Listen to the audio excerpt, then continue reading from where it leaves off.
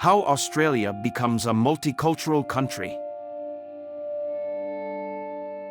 First Nations Australian origins.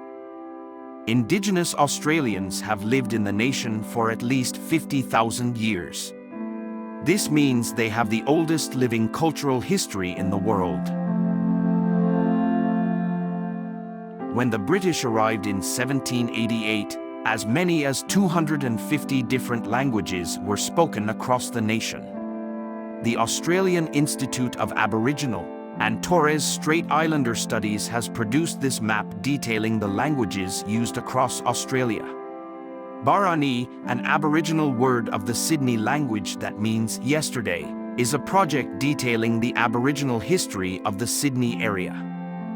Prior to the colonization of the British, there were between 300,000 and 1 million First Nations people living in Australia.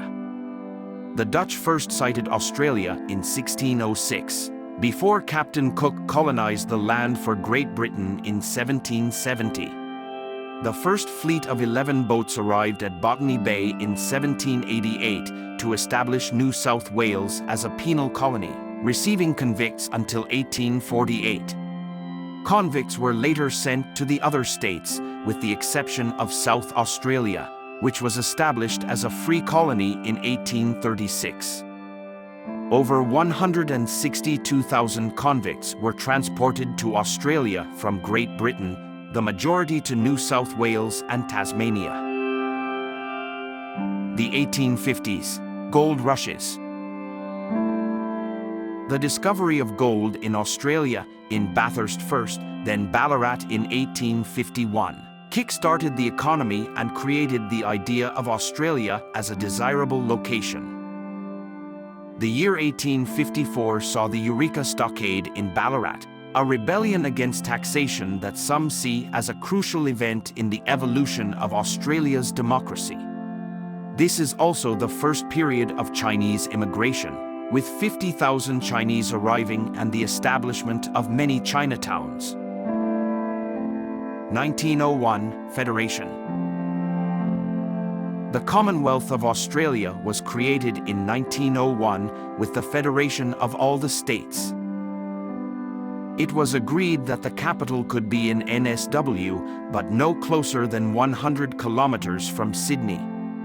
This led to the creation of Canberra, with a temporary parliament set up in Melbourne for 27 years. Both New Zealand and Fiji were invited to join the Federation of the States, but declined the invitations. 1915 World War I. In April 1915, the Australian and New Zealand Anzac Corps, ANZACs, took part in the World War I Gallipoli campaign. Despite the defeat, this battle has great relevance in defining the characteristics of Australians. April 25th, the date of the first landing at Gallipoli, is Anzac Day, the date Australians remember and pay respects for the sacrifice of the armed forces, both past and present, in conflicts around the world. Almost 39% of Australia's male population between 18 and 44 enlisted to fight in World War I. 1945 New arrivals and multiculturalism.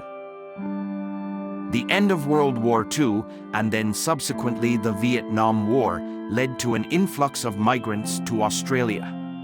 The Snowy Mountains Scheme, 1949 to 1974, employed 100,000 people, with 70% being migrants from 30 different nations. Steady Asian migration began in the 1970s, and now people from all over the world call Australia home. Thus, Australia becomes a vibrant, multicultural country.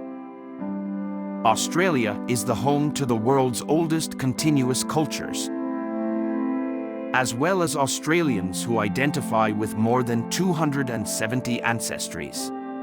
Since 1945, almost 7 million people have migrated to Australia.